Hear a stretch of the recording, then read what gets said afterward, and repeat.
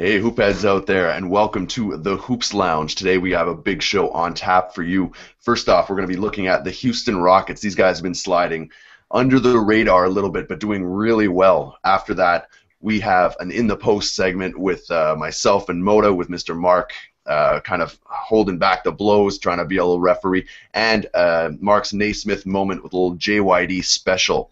As always, you're joined by the trifecta of Hoops Lounge, and it's myself, Sporting Phil, my partner, Mr. Marc. Hi, I'm Marc, and shout out to the Messina Central Red Raiders. My high school hockey team is in the New York State High School Final Championship game as we speak right now. Go Raiders. Go Raiders indeed. And the third guy, Mr. Mota.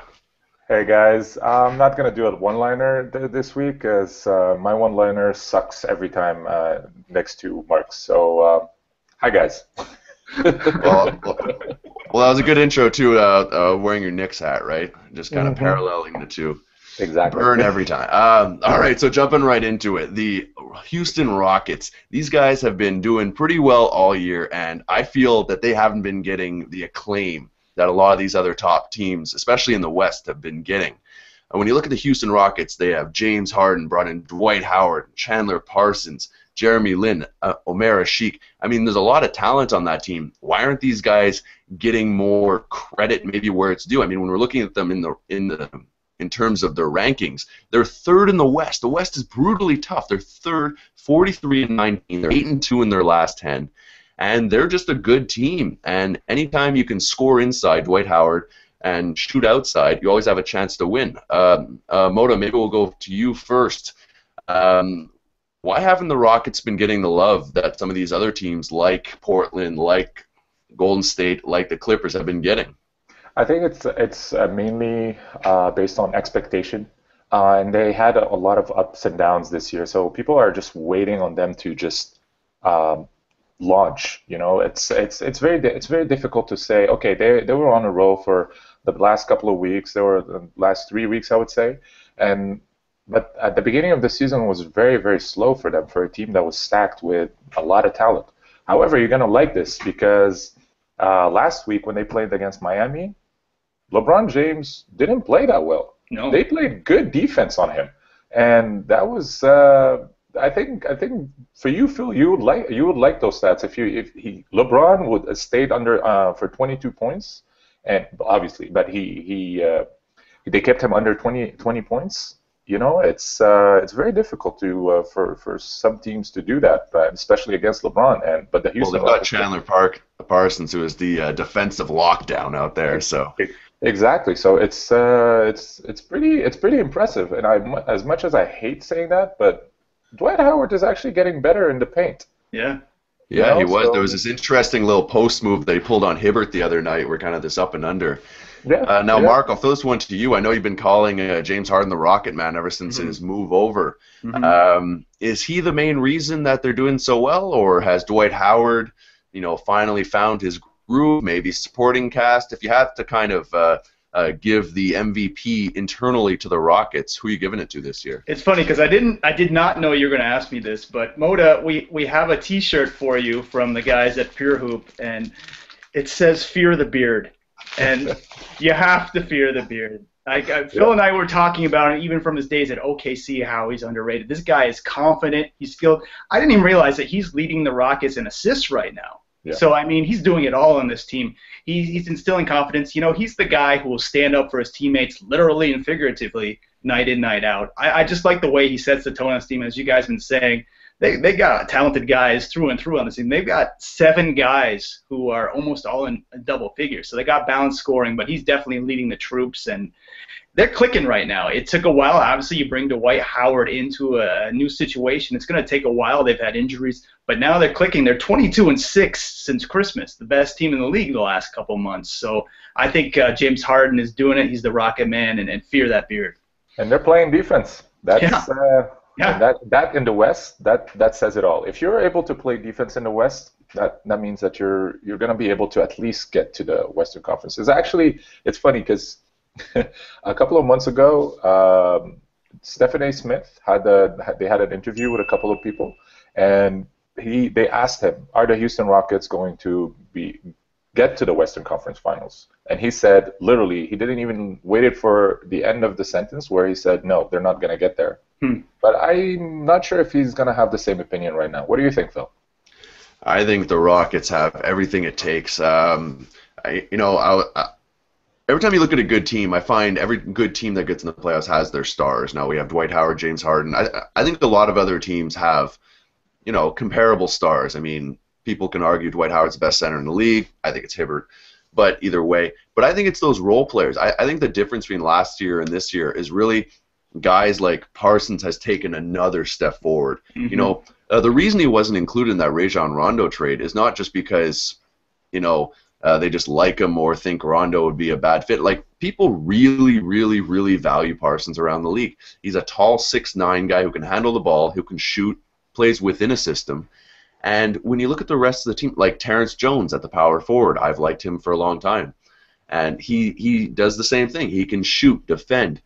What they've done is created this environment where their stars are perfectly balanced with their supporting role players. And it's kind of like how Dwight Howard had in Orlando with the three-point shooting around, but instead it's just a little bit more talent, a little bit more defense. And I think Kevin McHale should be getting more credit for what he's doing. I think when you look at a lot of these players, they're very young.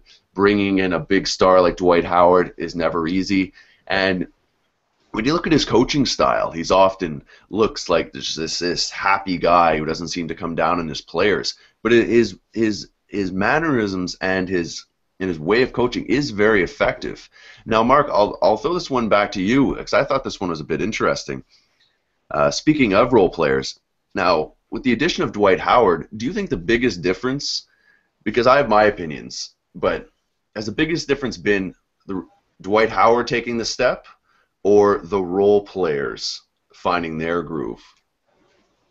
I would honestly say I really like how Chandler Parsons is playing.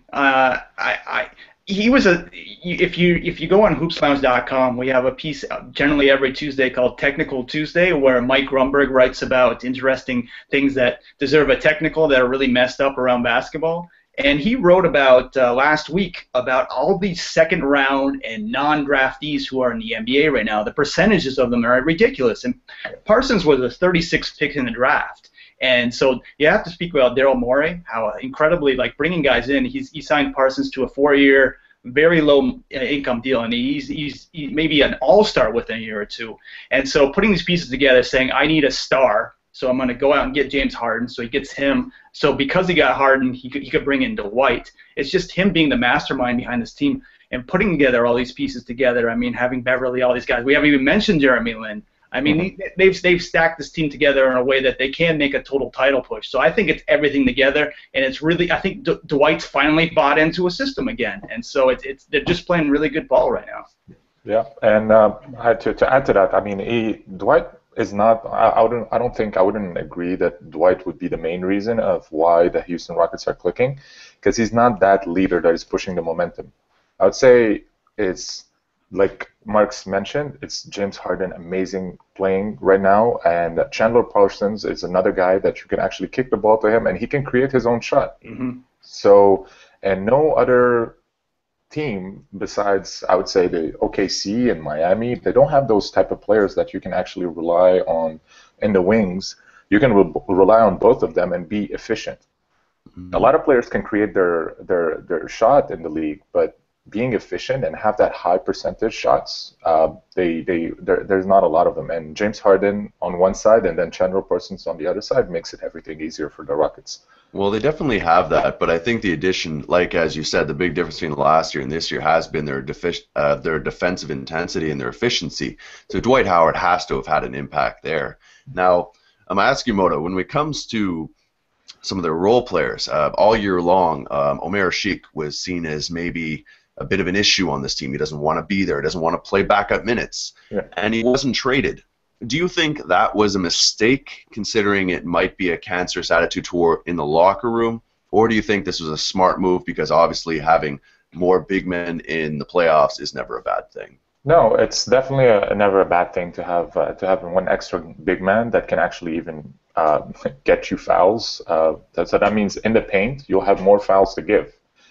with Asik, Dwight Howard, and all those big men that they have in the Rockets. So, and he's a guy that you don't need him to score. You want him to get you the rebound so the other guys can score, and that is a talent by itself that Asik just dominates within the league. So it's very important for them, especially in the playoffs. So yeah, I would say that they did the right decision of keeping him, but I'm not sure if how Asik will manage that, because he wanted to leave, because ever since they signed Dwight, he wanted to leave, and he mentioned that many times that he wanted to leave. So is he willing to play even though he didn't want to keep on playing for the Rockets? Well, I think if he has a chance to win a ring, I think that trumps a lot of ideas about, personal pride.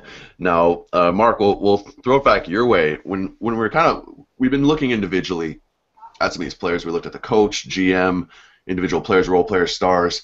Now, when we're looking at the Houston Rockets in the reality of the NBA, they look to be a contender this year. Mm-hmm. Now, do you think they're a legitimate contender? Or do you think we'll keep it in the West for now, like a legitimate contender? Like, can you actually see them coming out above those teams we've mentioned, OKC, San Antonio, Golden State, Portland, and Clippers? Or do you think that they're still one step behind? Well, there's two issues. One, they lack playoff experience as the core unit they have right now. And two, injuries tend to mount up around playoff time. It's been the injury flu the last few years. So, but if you look at the history league, you can look at teams like the Portland Trailblazers in, was it 77 or 78? They were a brand new core, brought together, clicked into playoffs, and won that one title together. So I think this could potentially be that type of team if all the moving pieces work together. But in the sake of history, it usually doesn't work out. But I have a feeling they can potentially pull this off. It could be the year of Fear the Beard. And, that's what makes the playoffs beautiful. Yeah, we'll have to see. Because San Antonio, I still believe in San Antonio, so we'll see. Yeah, I mean, they killed Miami the other night. Yeah. So. Yeah. Exactly. Well, we're in the final 2 minutes of our first quarter, which is what we're naming our little crosstalk segment here. So, Mota, we'll go back to you quickly just to say, when we're looking at these Rockets now, obviously they're going to be contender, and like Marc said, there are going to be teams and people in the way, and like you said, San Antonio is one of those teams. But what do you think would take for them to succeed? I mean, do you think that they really have a chance to get through, or do you think it's just there's a little bit overhype on this Fear the Beard? No, I think they can get through if Dwight Howard can capitalize on his on his post game. If he plays like a true big man in the playoffs, they're going to definitely go for very, very far, because there's not a lot of guys that can stop him. It's very difficult. Like you put, I don't know, LaMarcus Aldridge or Tim Duncan against him, and these are not true centers. If he plays like a true center and just plays, well, those guys are going to foul out real quick if they have to play Dwight Howard all game. Exactly. So that would be, I think, the formula is just give the ball to the big man and play it just like San Antonio does it, where the ball has to always pass by Tim Duncan for him to set the play. And if they do that, I think they're going to go really, really far, because that will open up the entire game for Parsons and for Harden, for them to be able to create their own shots. Because as soon as Dwight gets the ball, there's obviously going to be a double team on him. So that will create a lot of shots for the rest of the players. So if I'm their coach, if I'm Kevin McHale, I'll just give the ball to Dwight and just keep it coming. I completely agree, and I'm actually of the mindset of looking at this team that this is one of the few teams in the West I can really see knocking off Miami, because they have that inside presence, they have the guard presence, ability to stretch the floor. Exactly. And that's everything. Well, it looks like we've come to the end of the first quarter here. Our next little segment here, we obviously have the In the Post with our host, Mr. Marc. Marc, I'll leave this in your capable hands. Yeah, so for In the Post, if you haven't seen the show before, Phil and Mota are going to go head-to-head. I'm going to throw each of them 3 questions each. They don't know what the questions are. Some are provided by each other. Some come from fans. One is from me. And they each have 24 seconds. We have a 24-second shot clock to respond to each question. This is in the post. So I'm going to start with Mota. Okay, Mota, this question is from Phil. It's a two-part question. He made it complicated because he likes to stump you. Yeah. Okay, part one, is Melo leaving the Knicks? Yes, Melo is leaving the Knicks. I said that in our episode, in one of our previous episodes. He's leaving. Where is he going and why? I'm still going for the Lakers. A lot of people are talking about the Chicago and the Jordan brand and all of that. I think he's going to go to the Lakers just because they have the capability to keep him, and Chicago is not that attractive. Okay. Next question is for Phil, and is Phil Jackson the new savior of the New York Knickerbockers? Absolutely not. There's no way Phil Jackson attaches his name to the New York Knicks and risks coming back for failure. I think if he comes back, it's in a front office role for a team that actually has a chance of success within the next 1-2 years, and before they shed those salary chances, that is one of them. Especially when they're going to lose Carmelo. The last question to the Chicago Bulls because it makes way too much sense.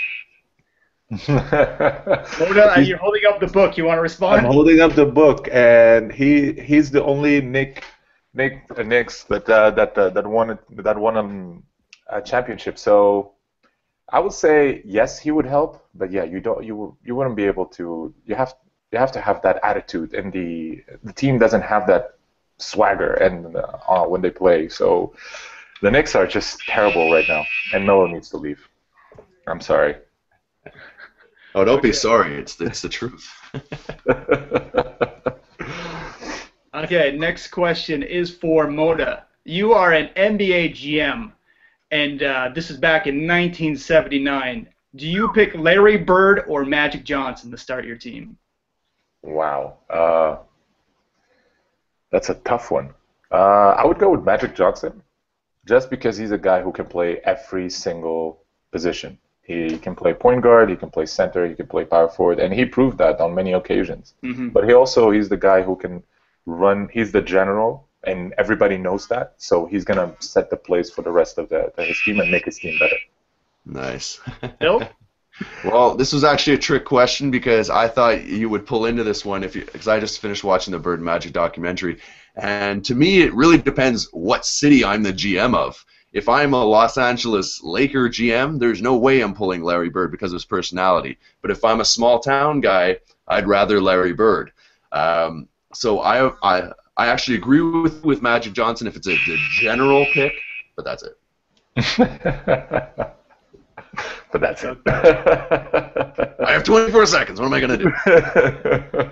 Okay, Phil, here's your second question. What would it take to make the Detroit Pistons a winning team once again?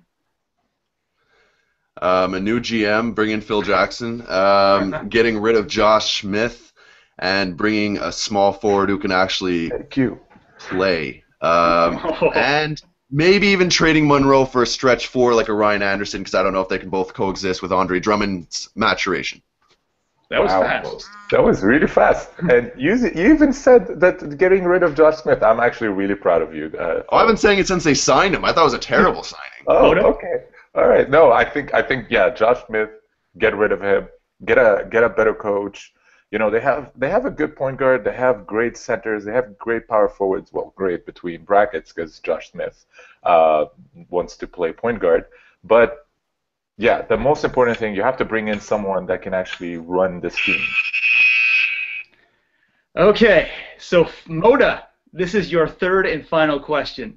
This is a good one. How amazing are the Reebok Retro Shop commercials?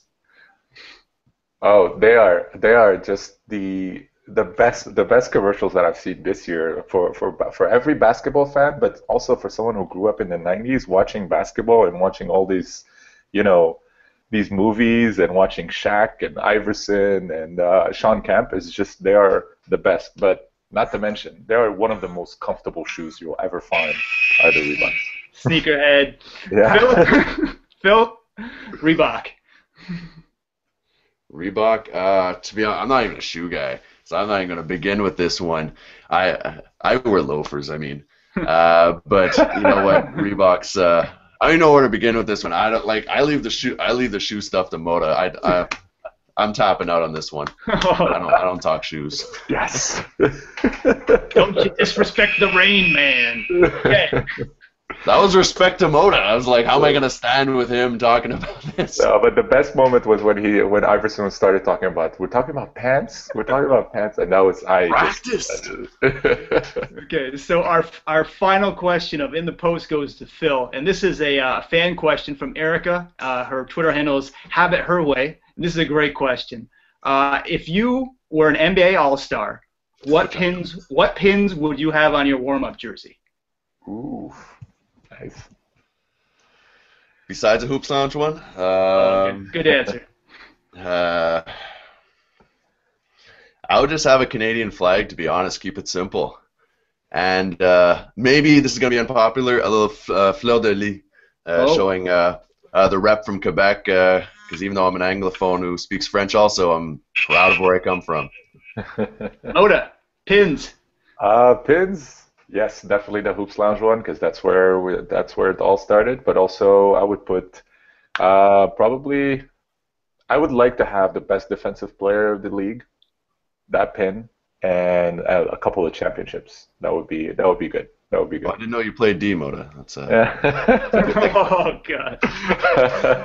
You like the Knicks, and if you're a Knicks fan, I didn't think you turned to page 2 of how to play basketball to learn how to play defense. Yeah, I try.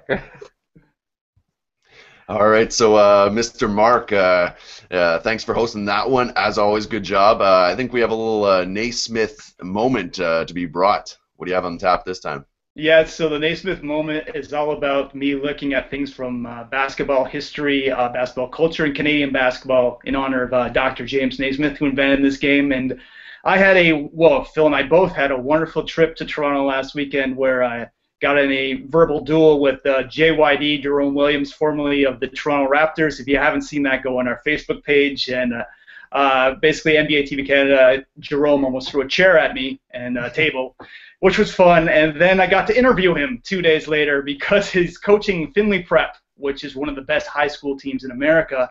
And they played a game at the Air Canada Centre where the Raptors play on last Sunday. They played against Bill Carruthers. And it was the first annual JYD Classic, and it was an amazing game. It was a Sunday morning game, over 1,000 people there, which you rarely see playing basketball at 10 o'clock in the morning. There are several guys on that court who had NCAA scholarships and who have NBA potential. It was a really special show. And the interesting thing is he was talking about, after the game, I have a few interviews. I got to talk to JYD, and he talked about being proud of his Canadian roots, playing for the Raptors, but then working for the organization, doing a lot of nonprofit stuff in the community. He's got several players on his team, Findlay Prep, who are Canadian. And over the years, that team's had such guys as Corey Joseph and Anthony Bennett have played for that team. And he's proud of his connection to Canada. Both his kids were born in Canada. He's got a cottage up in Muskoka. He spends a lot of time in Toronto. He loves Montreal, too. He mentioned that to us as well. And as well, he's going to bring the JYD Classic back next year. He's going to make it an annual event. He's going to be sponsored by Sick Kids Hospital in Toronto. He's making a really big effort to connect and help help Canada rise to the next level. And I also got to speak to one of his players. His name is Justin Action Jackson. He's 16 years old. He's in the class of 2016. He's already being called an NBA talent. This kid models his game after T-Mac and Magic Johnson. He told me that he's from Toronto. He told me that he watches a lot of YouTube clips of the old timers. I mean, he's 6'8", 215. He's got a great handle for the ball. He's got a great kind of Lance Stevenson swagger. I just love the way he plays and his attitude. And he was saying, I was sitting behind the bench there. He's like, these guys are kids, man. These guys are kids. We're gonna take these guys. And he was just he's attitude personified, but he's got the talent to back it up. So we'll have that on hoopslounge.com this week. So that's Justin Action Jackson and the JYD first annual classic. So really great time in Toronto last weekend. Very nice, and I'm happy that you did survive that interview and you did not get hit by a table. Yeah, I don't know if you saw me in the video. I was putting my hand down. I was trying to protect you. I was trying to be like, no, Montreal is not going to get hit by a table today. JYD got a little bit rowdy there. Oh, it was good. It was good energy. It's all basketball love. Yeah. Exactly. All right, so before we go on a wrap-up of another episode here on the Hoops Lounge, what do you guys have on tap for this week? Mota, maybe we'll start with you. I'm cooking an article about, I'm getting a lot of tweets from people that are Canadian. They're asking me, again, why is Canada wasn't chosen for the wild card? So now I'm breaking down why Finland and not Canada. So it's going to be quite interesting.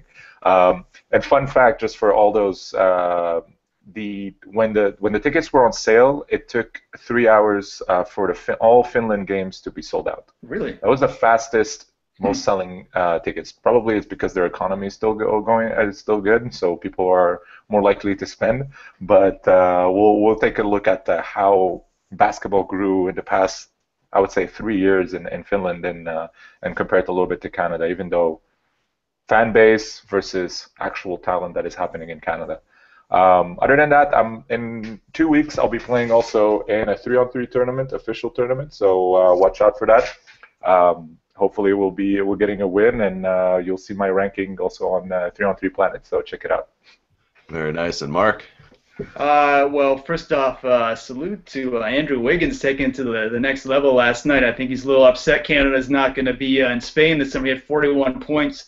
A lot of guys playing great ball. The list, the guys just playing yesterday alone, Ken Birch, Kevin Pangos, Kenny Cherry, just having Nick Stauskas. All of these guys had like 20 points last night. I'm like, I don't even know how to cover all these guys. There's so many Canadians playing so good right now. But I have to mention, we were on the Uncle Mike show yesterday, and if you go on facebook.com/hoopslounge, you'll have all that stuff. Me and Phil talked about 2 hours with Uncle Mike. That was a lot of fun. As well, we're going to have our second annual March Madness contest coming up. The brackets come out next Sunday, so we'll have it up after that, and we'll have some prizes like we had last year. And Jimmy Zubris, I'm talking to you. You have to defend your crown. So the defending champion coming back for round 2. Exactly, and for myself, obviously, my Off the Wires on Wednesday, we produce that every week with 5 top articles of the week, so we try to bring that basketball info to you. And I'm kind of churning about this new idea of Phil's Rants. I'm trying to come up with a cool title. If you guys think of anything, obviously hit me up on Facebook or Twitter, but some short little maybe things that grind my gears kind of thing. So we'll be working on more episodes to try to bring the basketball love to you guys, the fans. So for myself, Phil, Mota, Marc, I want to say a big thank you for tuning in once again. And as always, catch all of our stuff on hoopslounge.com. And we shall catch you guys next time in the lounge. See ya. Yeah.